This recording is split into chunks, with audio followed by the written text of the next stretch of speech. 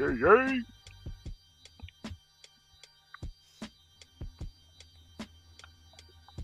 Yeah, you know what time it is.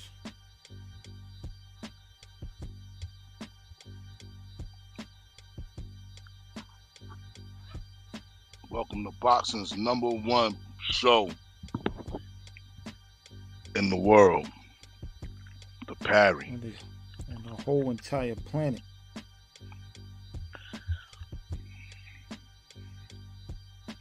What's going on with this thing? Oh boy. There we go. Oh, No, no. forgot something. I lost it. Shit.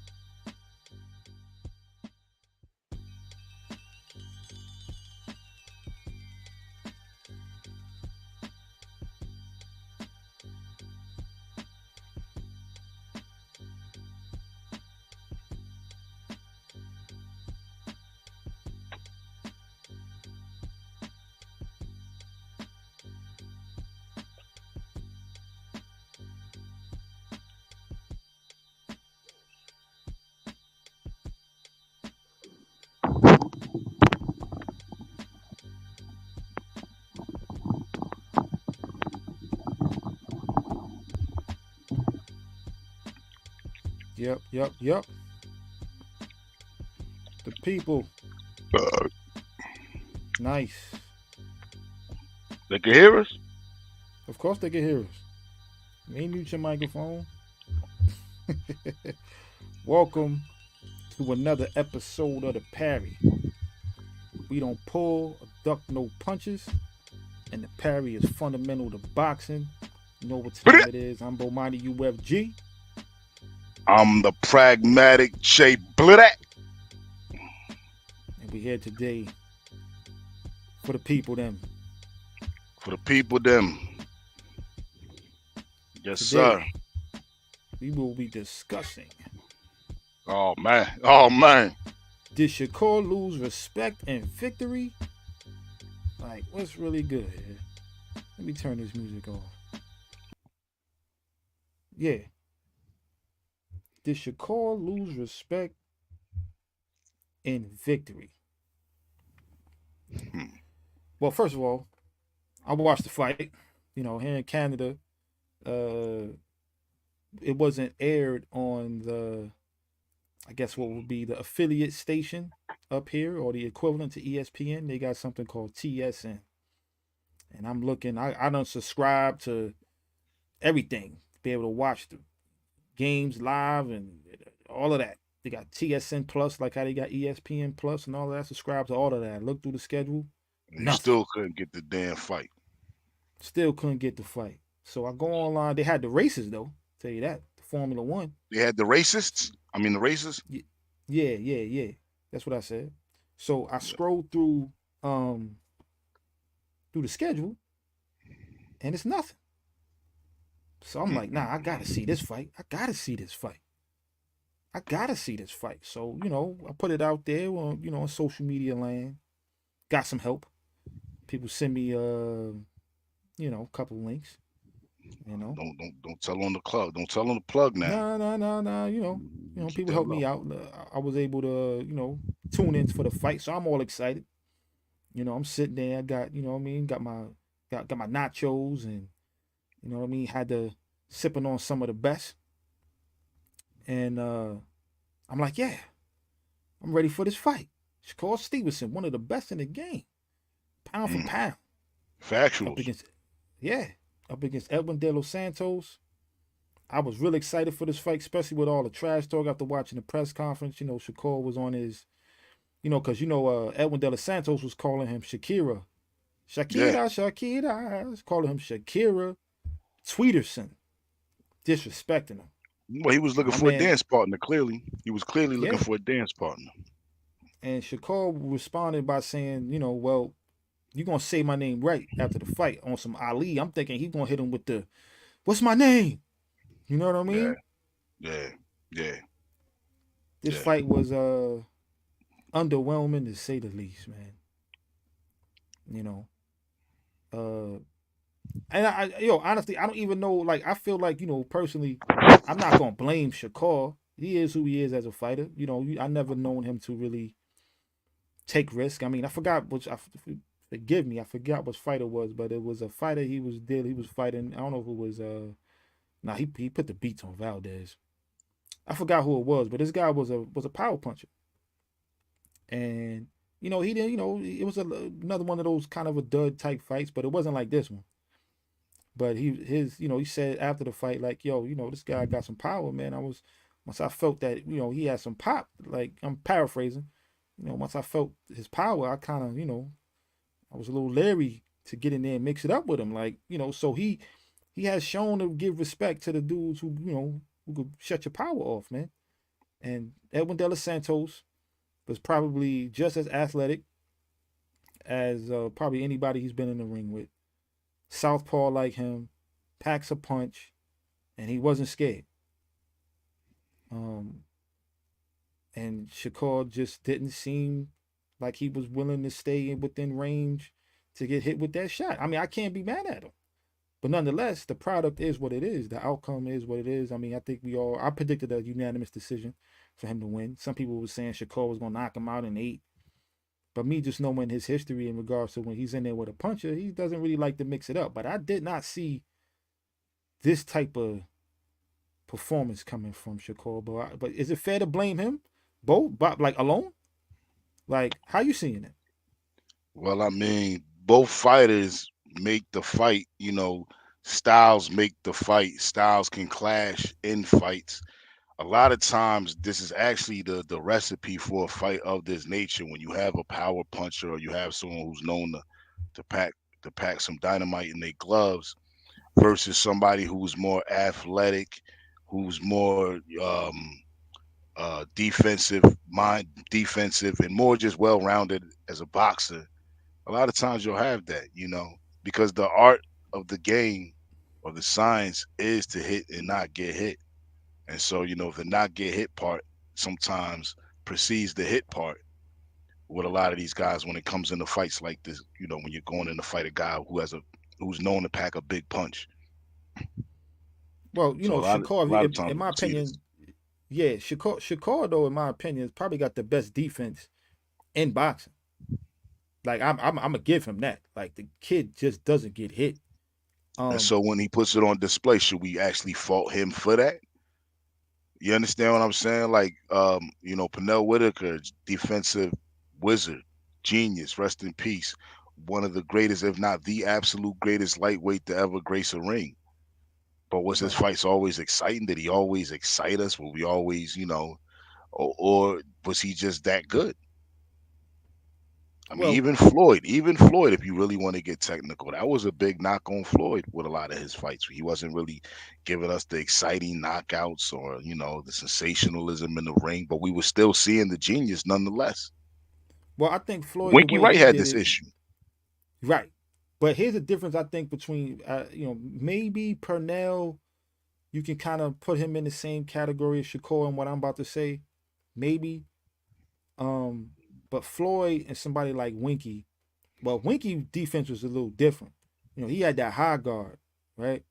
Hmm. And it was like a force field around him, man. You just wasn't cracking that you know what I You mean, know, that guard. yeah, he had that high guard, open palms with his elbows tucked. You know, Yeah, you wasn't cracking that. But but and Floyd, but he also that ended up he also it prevented him from committing to a lot of his punches. A lot of times, you would see him with those slapping shots because he was just trying to rack up on the points and stay defensive. right. Hit and not get hit. Here's the difference between somebody like Shakur and somebody like Floyd Mayweather. Floyd Mayweather wouldn't get so far out of range where he couldn't throw something at you, where he couldn't counter you. Floyd mastered that pull counter, that check hook. So he could stay within range where you think you can hit him, but his reflexes was so good, and I think Shakur got reflexes just as good as a prime Floyd, if not better. Because like I've seen him hit somebody throw a shot back, and they literally just missed his face because the kid was just that good at dodging and slipping punches. But when he's in there with a puncher, he doesn't want to stay within range to be hit so where he can return something or counter a shot. And I found that last night he was doing a lot of jumping back so far back that he was out of range to punch himself. So he had to constantly run around, not run around, but constantly circle, reset, and throw another jab, as opposed to making you miss. I'm gonna counter with the straight left, or I'm gonna make you miss. I'm gonna hit you with an uppercut. It was like I'm gonna make you miss, and I'm so far back that now we both got to reset and do this all over again. And that was just for 12 rounds. He undoubtedly won the fight, though. Like, he won. Now You know he what I mean? clearly won the fight. Clearly. With one He won the punch. The he jab. won the fight easily. And see, that's another thing that has to be also looked at. So on one aspect, we're looking at it from the excitement and from you know how offensive he was. But then on the other aspect, when you actually look at the margin of his victory, it wasn't a close fight. Right. Even though I You know, think one judge had it really close, I thought they was bugging. But nonetheless, they did. I thought they was bugging. Like, I didn't think it was that close.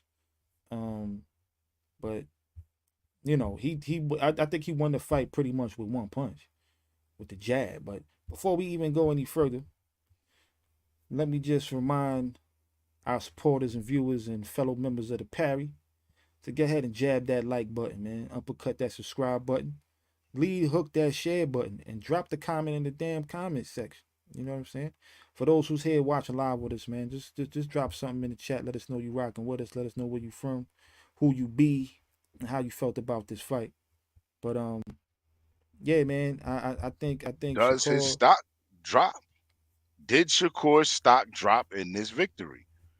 Well, let me. You know what? I'm glad you asked that. Now watch this. Let me share something real quick. I want to share something because I was on Twitter. I'm gonna go ahead and just scroll live through this Twitter feed, and I thought this was type I'm of sure Haney had something to say about.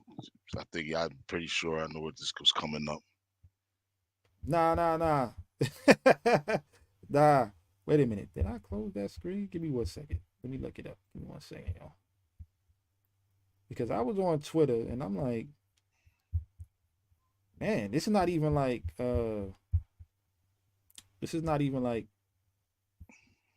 other fighters for the most part. Can you see that? Hold on, let me try to make this to go on the whole screen right here. All right. So this is a post from Shakur Stevenson. He says, 3 division world champ.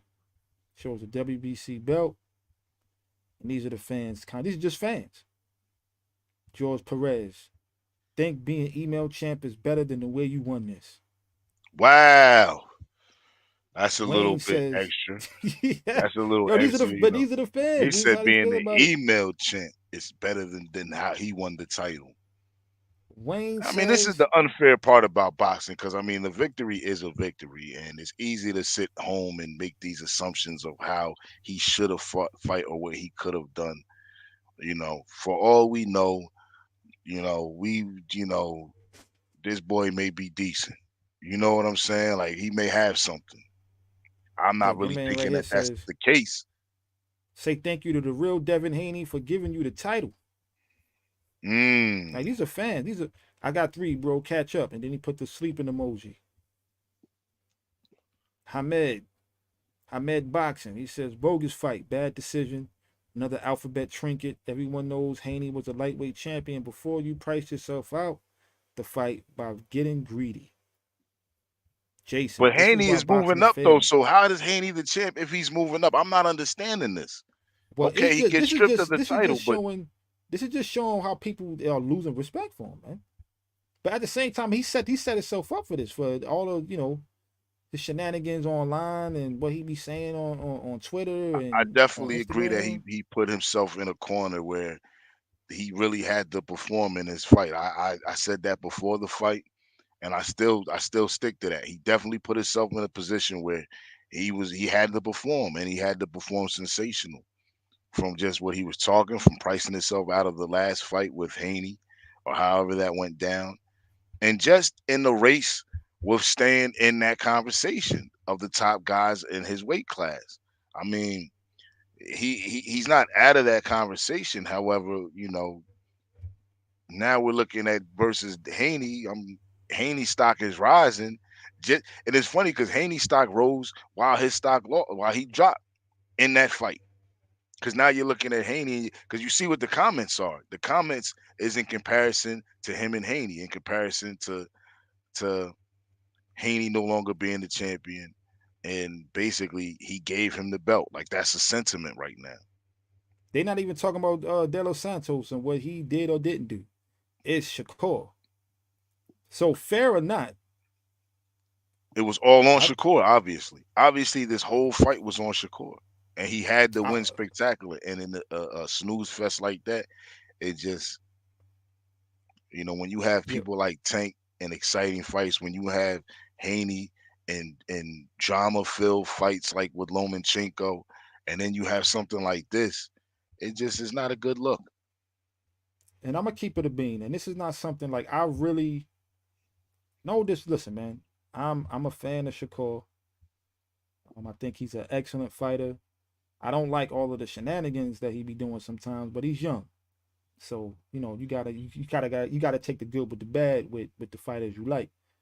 Um, but I remember why I was watching the fight last night. Well, after the fight was done, I was like, this might have been the worst fight I ever watched. This might have been the most boring fight I've ever watched. Well, I did watch the fight, and I would say that it was up there, but it wasn't the most boring, unfortunately. You had But Mosley remind me of one, Forest so I two. won't. Mosley Forest two was extremely boring. Mosley was scared of that right hand the whole night. Vaughn Bean, Michael Moore was probably the absolute hardest fight for me to ever watch. Um, that fight right there was just atrocious. Henry Akawande, Lennox Lewis was another atrocious fight to watch. That fight was so bad that the referee disqualified Akawande for excessive holding. So there were some pretty horrendous fights that took place out there. This is definitely in that pantheon of fights. It definitely belongs with those fights. But I have seen worse. I can't lie. Well, and for me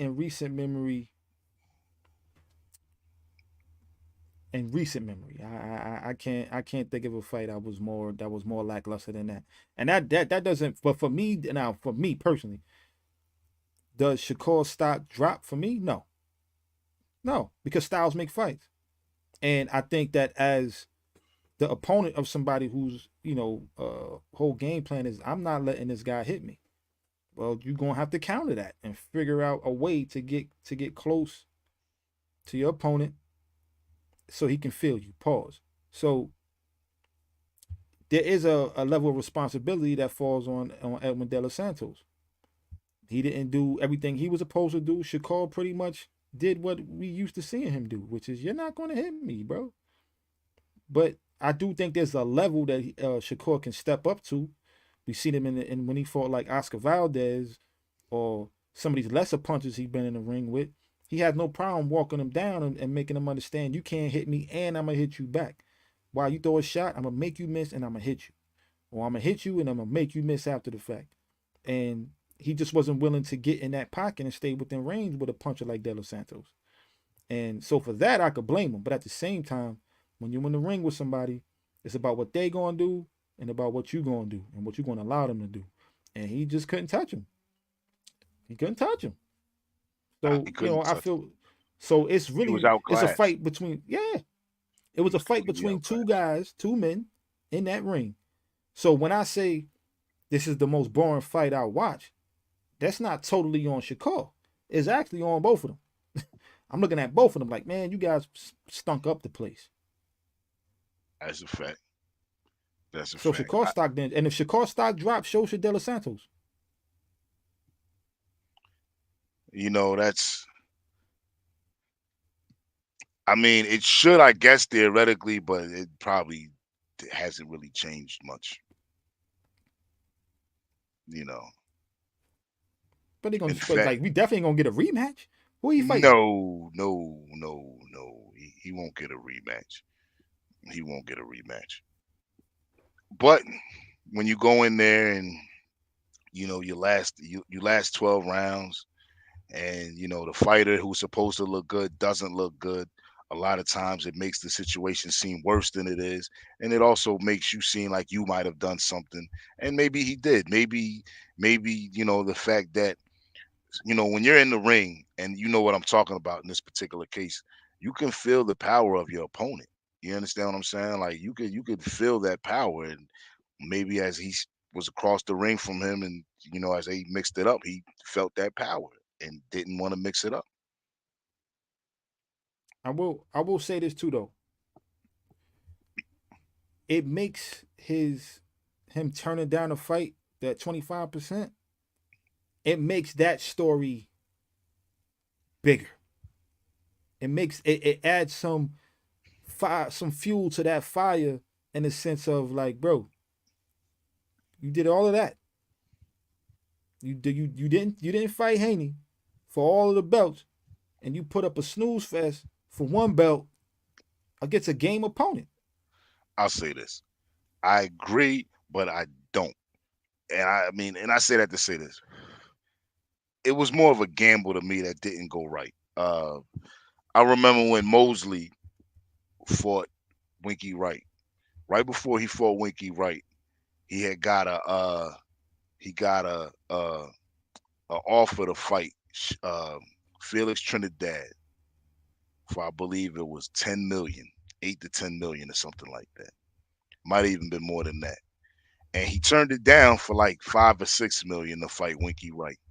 And he said he did it because he figured that he would win the fight. He would come into this fight now with all the belts. At the time, he had the WBA and the WBC that he had just lifted off of De La Hoya in the rematch. He was fighting Winky Wright for the IBF. He was looking at it like he was about to be the unified junior middleweight champion. And unfortunately, he ended up losing the fight to Winky Wright, losing a rematch, and never getting to the fight with Felix Trinidad. Now I'm saying Right. that to say it's a similar situation from what it seems like. It seems like he figured that his stock would rise. Maybe he would be sensational. Maybe he would look better than Haney did defeating Lomachenko. Remember, he was real critical of the Lomachenko fight, even claiming that he didn't believe that Lomachenko won. So I think it The was more Haney of a one. gamble. The Haney one, pardon me, Right. the Haney one. Yeah. So I believe that it was more of a gamble that just it didn't go right. He rolled the dice and he crapped out on this one.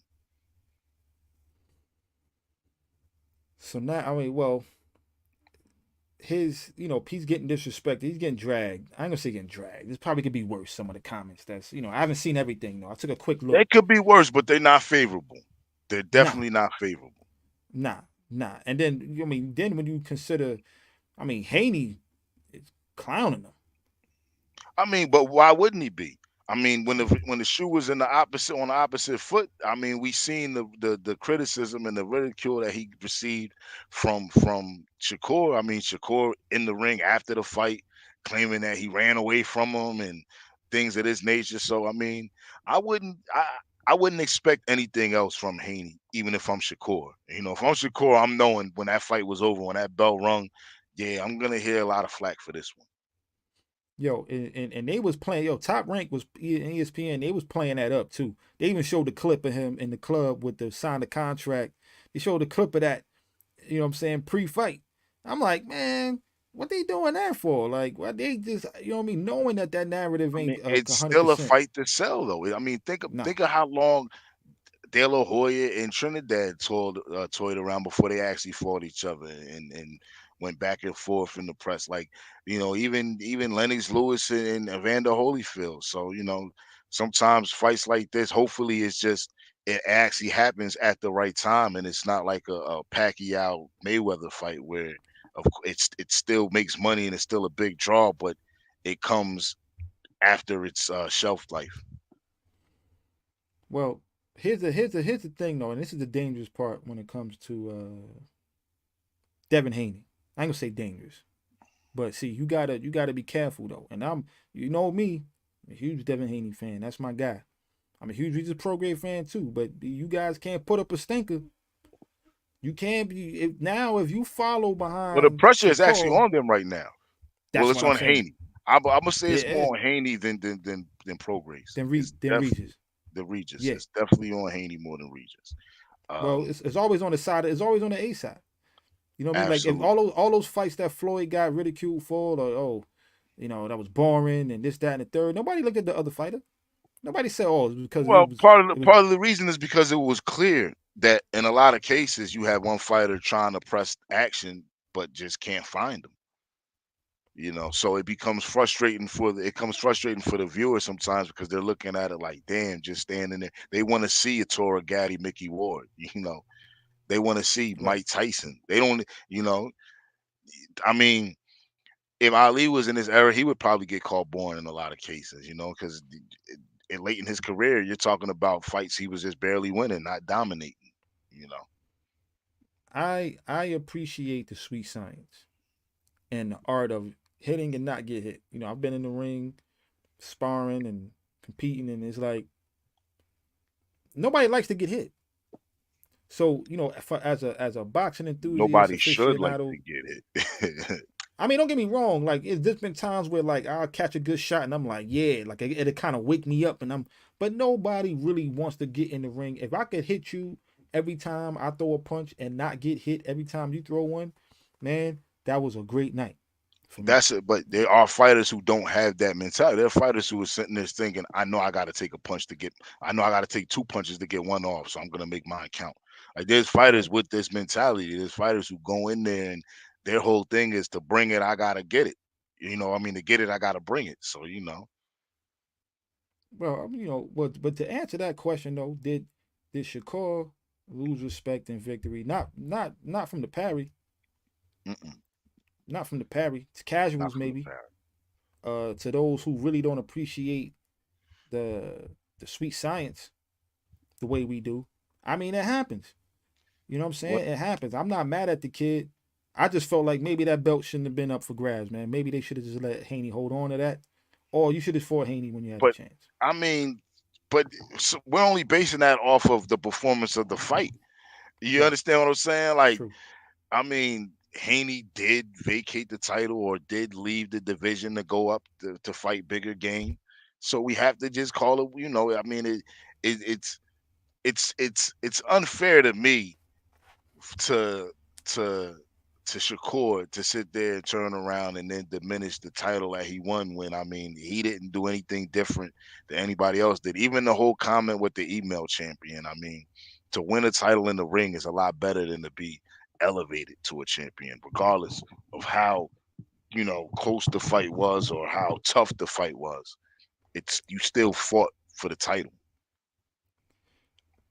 You bring up the email and winning in the ring as opposed to being elevated, man. Your man, our guy, say it like that. Jerron Boots Ennis. It ain't like I don't like Jerome this guy. Boots. I think he's a phenomenal fighter, being elevated to the IBF welterweight champion after former undisputed champion Terrence Crawford was stripped of his title. He's he seems to be feeling like now if I was a fighter like Boots Ennis, I wouldn't want. If they ever elevate me to champion, okay, fine. But one thing I wouldn't do is be out here flossing the belt and acting like you got to win that in the ring, especially when you haven't fight Nan champion before. So Yeah. I just don't disrespect the Boots. I love Boots. You know what I'm No, it's saying? no disrespect to Boots, but I mean it diminishes the title. I mean, yeah, like we say, you're not winning these titles in the ring. You're being elevated to the champion. And this isn't the first time this happened. I mean, we can go all the way back to when Ken Norton was elevated to the WBC champion, retroly after beating Jimmy Young because Right. Leon Spinks was stripped of the WBC for not facing um, Ken Norton. Instead, he went on to face Muhammad Ali in a rematch. And Muhammad Ali stated that he wasn't going to be interested in a fourth fight with Ken Norton. So what's next for Shakur is the question. Now, do you think? Because people. One of the things Shakur had accused Devin Haney of, right? He was like, okay, he saw Lomachenko have a bad fight in his last fight. He fights Lomachenko. He saw Regis Prograis have a bad performance in his last fight. He's fight Regis Prograis. Now Shakur. Now at the same time, let me say this too. Shakur is kind of hinting at, and he's I'm not. He's not making no excuses. So and I respect it. So I'm not giving him none. But at the same time, if there's something wrong, if he got an injury, I mean the man got an injury, right? So he's kind of hinted at that he wasn't 100%. I think he might even said that I wasn't 100%, but I wasn't. I don't know if the context was I didn't, I wasn't. I didn't give my 100% tonight, or I wasn't feeling my 100% tonight. I don't know which is which, but he kind of hinted at because he kept saying I'm not gonna give no excuses. I don't do that. Blah blah blah. But now that he had this type of performance, now we know Devin Haney's tied up with Regis, and he's probably staying at 140. But you got another guy by the name of Tank Davis. Do you think he's now will be willing? Because he still hasn't announced a fight yet. So he probably got a fight at the beginning of the year. And right after that, it'll be perfect timing for somebody like him and Shakur to mix it up. You think we could see that fight next? No, I think that with Floyd Mayweather as an advisor to Shakur, he seen something that I'm pretty sure a lot of us didn't see. He seen the problems that Shakur would give Tank Davis. And he sees the frustration that Shakur could give Tank Davis. I mean, the reality of it is that can be as big a stinker as this fight was. That's the reality. And I think that with an advisor like Mayweather seeing that, I'm pretty sure that he would advise him that that's probably not the best fight for him right now.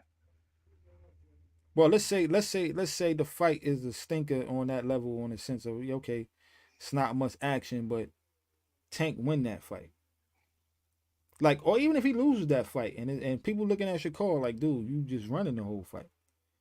Like Tank's stock really don't drop in that instance. You know what I'm saying? If at If all, what you know what if I'm he saying? loses If he because loses Shakur, to a if guy he that loses won't engage him, if he loses to a guy that won't engage him, um, it'll be he'll have to return to the ring and show.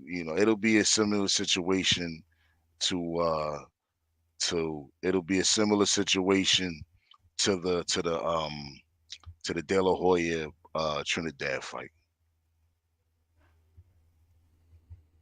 Yeah, man. Shout out to I my can see man that. Teflon Don. Teflon Don, peace, Yeah, peace, man. peace, family. Appreciate you joining us, man. Peace to everybody in the chat, man, that came through. Show some love, man. But Absolutely. yeah, man. So all right, but so what do you think is next for Shakur? He got the WBC strap. What's next? I mean, defending that strap. If he plans on staying in that division, defending that strap. Um, Trying to find, the right opponent to look good against. I mean, if I was him right now, he's kind of in one of them situations where his next opponent, people are going to be looking to see who he names as his next opponent. So he doesn't want to just take an easy touch just to go out there and look good doing it. But at the same time, he needs to go in there and look good. Like he needs a fight where he can show off and showcase himself. And that's I'm kind a of a situation that he's in right now. He can't pick just any opponent, because people are looking at that right now.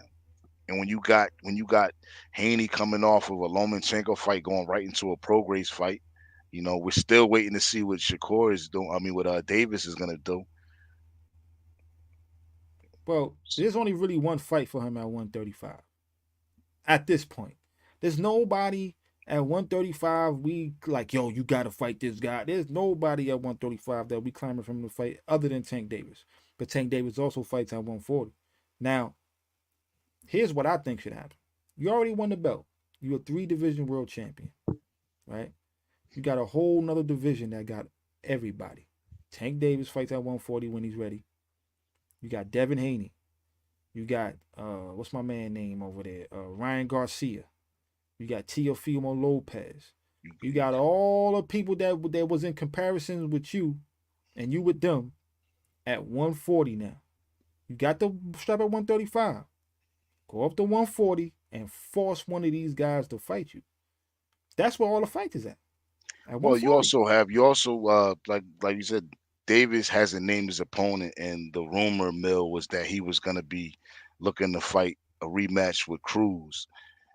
So there's that fight right there. If that fight doesn't take place, I think Shakur, if Shakur goes in there and cleans up and whips on Cruz, that would be a good look for him. Especially the fact that a lot of people felt like Cruz gave uh, Tank as much as he could handle. I don't know why people think that when Tank fought most of that fight with one hand, but that's neither here nor there. Well, I mean, that's probably why they think that. Regardless, I mean, regardless, people feel like a large portion of people who viewed that fight, not necessarily saying that Tank lost the fight, but that He had a tougher that time. He he ain't that knock he him had out. his hands full that fight, and he He did. didn't He even had his drop him. hands full. He Did he had his drop him? hands full. I don't I don't remember if he know. dropped him in that fight. I don't think He he had it. dropped him either. He had his hands full in that fight. Well, he's an excellent finisher, so he knows how to get you out of there. Tank, Yeah. Well, Tank gets you in trouble, man. It's pretty bad for you. bro, Shakur, man, we need you to move up to 140. Mix I it mean, up with these guys. that would be the best move, but I mean, is that what he's wants to do? He doesn't necessarily have to move up, but that's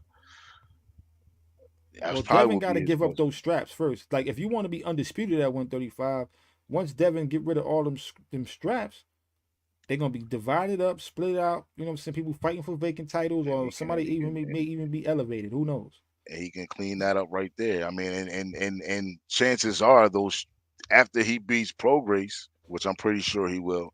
I highly doubt he'll be returning back to 135. I don't think he needs to. Now, I will say this: I would give Devin Haney the utmost respect if he beats Regis Prograis, grabs a WBC strap at 140, and says, you know what? I want to go and be a two-time undisputed champion at 135. I'm going back for my WBC strap and I'm gonna fight Shakur. If he does that, win or lose, that man got my respect. Now, He are got you my respect predicating that now. on him fighting Shakur, or him going for the two-time unified undisputed Him champion? fighting Shakur. Okay, I don't want because him to him go back down there and fight Joe Schmo who got a vacant belt. I because him want him going to go down down there there just and to fight be Shakur first. unified, just to be the undisputed champion again, to me is almost like, okay, you're going back to fight a belt that you shouldn't have even lost then, if that's the case, in my Well, personal he opinion. well, I don't think he should have got stripped. But what I'm saying is, I he's mean, really if going he's down there leaving to a make the fight. division, why hold on? Like, if he's leaving a division, why should he still be the champion? If he's announcing that his next fight will be for a title in another division, why like why not strip him as the sanctioning body? Why hold on to that belt? We have fighters like Jamal Charlo, who has been inactive for 2 years now, holding on to a title. You know, this is unfair. Um, I think he's holding on to it because he intends on defending them titles. He wants to come back down to 135 and that being that Shakur. If they look, there's only one fight for him at 135. That's a Shakur fight. So I'm gonna hold on to these straps. Go ahead, take the WBC belt. I'm gonna come back down. We're gonna make it about something. Now, when you want to negotiate this, that, you got more legs to stand on now because you holding my former belt. Now you got a belt. So there won't be no excuses. I think Devin Haney really on some like because again he gave him 25% or offered him, excuse me, when he didn't have to. I think But he that offered him 25%. And so now he's probably like, look, take the belt, win the belt, I come back down. Now you got more leverage to try to maybe we can negotiate and make this fight happen. as long as we're predicating these fights happening based on these guys holding one of these sanctioning bodies, I think that that will be an excuse for these fights not to happen. I think that a lot of these fighters need to look at the Prince Nassim Hamed model. When Prince Nassim Hamed was at the top of the featherweight division, he held no major title at the time, because at the time the WBO wasn't considered a major title. However, he was respected as the champ. He had all three of the major titles, or at least two. He had the WBC and the IBF. He had one, but he didn't keep them. With that said, he was looked at as the champion. And I think that a lot of these guys don't need to be worrying about whether you have this strap or that strap. They need to be worrying about where their value is in the division. Are they the man to beat or not? And in some cases, getting these straps puts you in that position to be looked at. But holding on to them and keeping them, who really cares at the end of the day? When Lennox Lewis beat Evander Holyfield, nobody turned around and then after he was stripped for not fighting John Ruiz, felt like the winner of the John Ruiz Evander Holyfield fight was the champion. Nor did anybody look at the Chris Bird as the legitimate IBF title champion. You understand what I'm saying? So I think that we need to stop, as fans, even putting so much stock into these so-called world championships, especially when you having 3 and 4 in the same division with the same belt with different asterisk names behind it. It just makes no sense. Nah, I agree. I don't think there's really much more to say on this, man. Again, but to answer the question, did Shakur lose respect in his victory? Again, not by the parry, but it seems like Does his stock drop? Not so much respect, because I don't. I did his agree with stock you. drop? Did his Yeah. stock drop though? Did that happen? I'm gonna say no. Again, maybe to the casual, but people still want to see him fight uh Tank. Not People so still much want to people see don't want him to see him fight. fight. See, when I say this stock drop, because you know this is a little bit different than, like I said, his him losing respect. Because him losing respect is something that to the casual they could easily look at like that.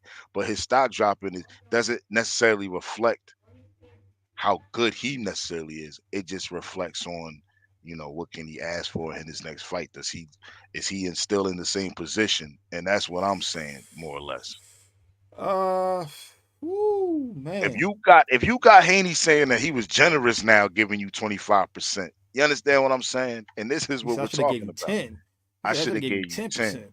You know, Well, here's the next thing too. They were saying they were struggling selling tickets, but I attribute that I to can see that this the fight is on a fight Thursday. this fight was on a Thursday, and it wasn't a lot of hype for this fight. It wasn't a fight that nobody cared to see before coming into the fight. The only thing people cared to see was Shakur and his next fight and what he was gonna do. Nobody really cared about this fight. So the Right. fact that it was born and a lot of people probably missed it doesn't help. Yeah. Yeah. I mean, well, to answer your question in that regard, yeah, he might have lost some points. He might have lost a Absolute, few points. Yeah, for absolute, sure. For sure. But yo, let's absolutely. get to some other boxing news though. This is what I'm excited. Yo, this is look.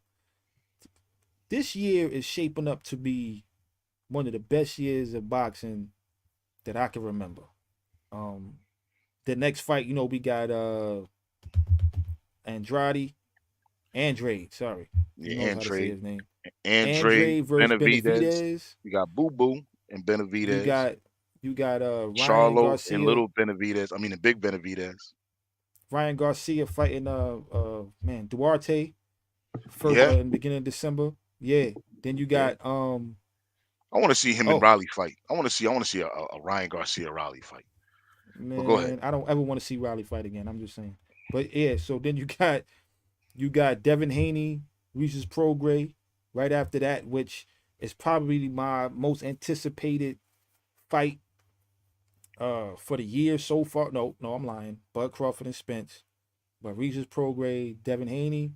I am like it's to end the year. Like I know you got Benavidez and Andre coming up. I'm definitely paying for that pay-per-view. I'm definitely watching that fight. But I'm super hyped for the Devin Haney fight. But see the zone, look, man, the zone is stepping up, man. Yes, And yes. I look, you got what they call the day of reckoning. Let's look at this lineup for this fight. Shout out to Saudi Arabia for paying to make sure that these good fights can happen, because you also got the undisputed fight happening in February out there, and I can't say the name of that place, man. Yeah, Riyadh. Riyadh, Yes, Riyadh. Riyadh. Yeah, there you go. Riyadh. Um, it's happening in Riyadh. This is also fighting in Riyadh. This is ESPN right here. Right, hold on. Let's get this up here. Pardon me, I was already scrolling through here. So yeah, boom. Bring this back. All right. December 23rd will feature one of the best boxing cards in recent history. First, you got Deontay Wilder versus Joseph Parker. You got Anthony Joshua versus Otto Wallin. Hold up, though. You notice how you got Deontay Wilder first, and then they go to Anthony Joshua? All of that, Oh, Anthony Joshua's a bigger star in boxing. They could kill that noise. It's a reason why he's headlining this card. But anyway, Anthony Joshua versus Otto Wallin. You got, hold on. well, at one point, Anthony Yeah, Joshua would have been considered the biggest star. I mean, especially being that, he bought a bigger fan base coming out of Europe than Deontay Wilder did coming out of the United States. facts. So I understand at the time when they were saying that. However, even though Deontay Wilder lost the two fights with Fury, the last two fights with Fury, his stock he didn't lose as much stock as Joshua did in his two losses. I agree. I agree. But Joshua tried to come to the States and get his fight on, and he got knocked the hell out by Andy Ruiz. But you got Dimitri Bivol versus Lyndon Arthur. You got the light heavyweight champ fighting Daniel Dubois versus Jarrell Miller. Listen, I want to see this fight right here. Oh man, yo, you got the cruiserweight champ.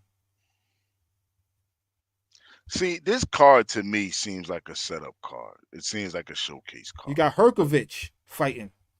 It Hold doesn't on, this seem it doesn't guy. seem like a lot of competitive fights as much as a lot of big names. It's a stacked card, but it doesn't seem like it's stacked with competitive fights. Well, I think they setting something up, I man. don't see neither main event being competitive. You think Anthony Joshua Otto Wallin is not going to be competitive? No, I What? don't. I Oh don't. man, you don't think It Joseph shouldn't be. Parker, Deontay Wilder is not going to be competitive? It could be until Deontay touches him. Now that goes for anybody. He may even be up in the fight before he go night night. But But Anthony that's the Joshua way. That's Otto the way he Wallin is fights. not. That's not a. That's not. I mean, Anthony Joshua should win. Yes, but I don't think it's going to be like he going to beat the brakes off my man, and it's not going to be competitive. I don't see that happening. Otto I Wallin is a think. I decent think. fighter. As much of a decent fighter as he is, I still think it's a mismatch. Well, that's because we want to see Joshua and Wilder fight. That's what really should be happening. But I think they setting that up. That's why they both on the same card.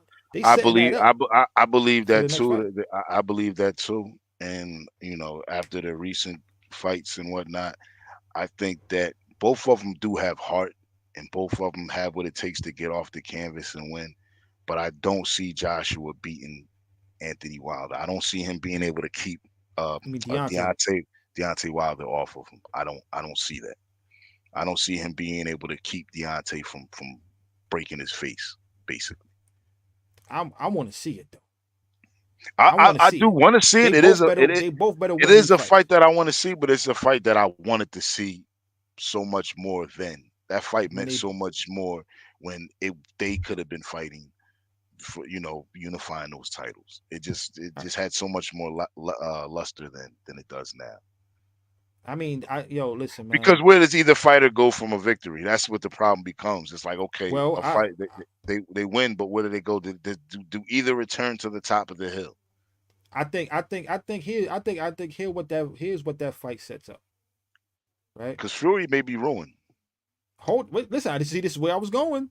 Give me a second. Let me walk down this road with you, brother. This is what I see the value in all of this. After this card, the Day of Reckoning, if Deontay Wilder and Anthony Joshua are both victorious, then you also got in February next year, you got the undisputed matchup between Tyson Fury and Alexander Usyk, Usyk. Usyk. Now the winner of that fight. Now here's what's key. The winner of that fight, well, both of them fighters that's in the undisputed match has beaten one. Fury has beaten Wilder twice and fought to a draw once.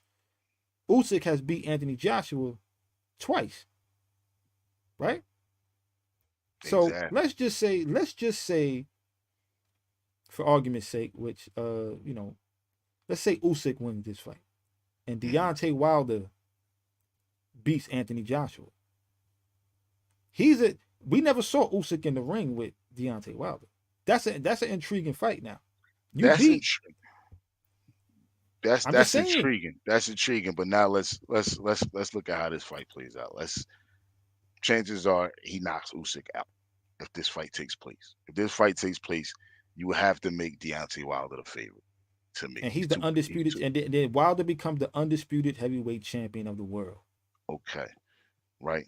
But it will always seem like he's the champion in Fury's shadow. If he doesn't beat Fury, No. if he don't beat Fury, and Fury is still around, if Fury is still around and they never fight again, he will always be under Fury.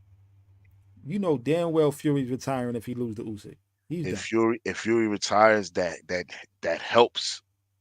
That helps with Deontay Wilder because Fury's not there. But even if Deontay Wilder then becomes the undisputed champion, then there's going to be the call for Fury to come out of retirement, or if Fury comes out of retirement, you understand what I'm saying? You see where this Why goes? not? Well, why not though? I was entertained by the first three fights, all three of them. I'll watch it again for undisputed. I will watch it. I will watch it again. Could Fury do it again and now become undisputed, or will Wilder finally get the Okay, dub when it really counts for okay, all of the chips? okay. Now let's look at it like this. Okay, let's say that Fury really is ruined, right? Let's say Fury is ruined and he loses to Usyk, but doesn't retire, or does retire and then comes back to fight Fury. I mean, then comes back to fight Wilder, and Wilder knocks him out. It's not gonna look like he knocked out the best Fury, and people are still gonna rate Fury over him. It's he beat Fury when he was old, and when he after Fury then already. A lot of people feel like Fury beat him 3 times. In all honesty, there are a lot of people who feel that sentiment. And me personally, without the knockdown, that argument is completely legitimate. I see you, but I mean, it doesn't change the fact. Yo, if Fury gets in that ring and fights Deontay Wilder for undisputed and gets knocked out, all we going to see is that finally he didn't get up this time. It ain't for me. It ain't gonna be he old. Yo, you got your ass in that ring. We wasn't saying that about when he fought He got up, my but he man got up though. But he Ngannou. shown what about Ngannou? But Ngannou dropped him, and a lot of people think Ngannou won that fight. Nobody's I saying, felt "Oh, it's an old think Fury." I felt Ngannou won that fight, but first of all, the fact that what Ngannou did, right, definitely brought questions about Fury in that fight. The first question it brought was, did he properly prepare for the fight? The second question was, did those 3 fights with Wilder ruin him? Those are the 2 major questions that came up out of that Ngannou, and it's not to take nothing away from Ngannou. However, those 2 questions came up after that fight, and until either one of them gets in the ring again with top tier competition, those questions remain to be answered.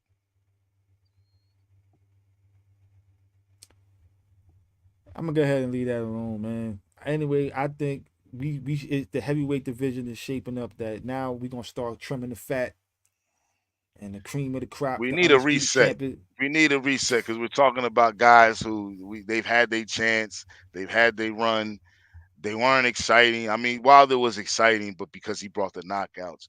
But to me, it was hard for me to be a fan of somebody who just neglected the basics the way he did and relied so much on his power. I thought he was his power was phenomenal, and if you're gonna be a fighter to do that, at least have the type of power he has, which is why he got so far. But it's also why he got cut short the way he did, and he may never be at the top again. You know, I'm just not going to say much anymore about this because I maybe I'm too much of a Wilder fan. All right, I'm just gonna Maybe, leave it at that. maybe, Bomb squad, and that's that. But anyway, maybe, maybe that's what it is. but Because the anyway, heavyweights need some new life. They need some new life. There needs to be. Ngannou seems like maybe he's a possibility, but if that becomes the case, then it's like, what?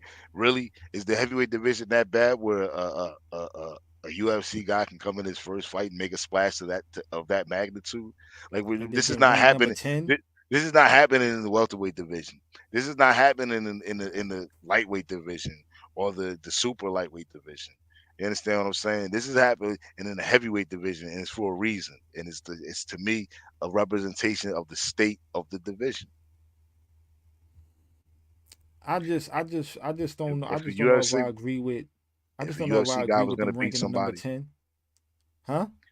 if a UFC fighter was gonna beat somebody, if they were gonna beat somebody, it would be a heavyweight. That's all I'm gonna say. If a crossover MMA fighter is going to beat a boxer, only boxer I could see after a heavyweight, maybe a cruiserweight. Well, I'm gonna say this though. This is the last thing I'm gonna say before we get up out of here. Deontay Wilder has to win that fight against Joseph Parker because if he Absolutely. don't, what's next up for him is a one-on-one MMA, and then a boxing match or vice versa against Francis Ngannou. And then one of them fights, he's getting knocked the fuck out, probably in that cage. And I don't want to see that. I don't want to see that. I don't want. I'm not interested in boxers going into that octagon. I don't want to see it. You know what I'm Well, saying? Ngannou being ranked number 10 to me is legit. You pretty much beat the Yeah, heavyweight champion of the world. You should actually be the champion, even though it wasn't for the belt. yeah, but Even you though the got, belt wasn't the even oh, see the reason why it becomes problematic really is because it wasn't sanctioned. The belt wasn't on the line, so it's kind of it wasn't on the line. they're really just going off of how good he looked against their champion. But I do think that that's a good barometer though. If you're gonna say if this guy looked that good against your champion, where most people felt he won, or at least enough people to make it a controversial decision, I mean, he deserves to be ranked in my opinion. In my personal opinion, it's one of them things where I don't like it. I didn't expect it. I didn't predict it. However, it is what it is.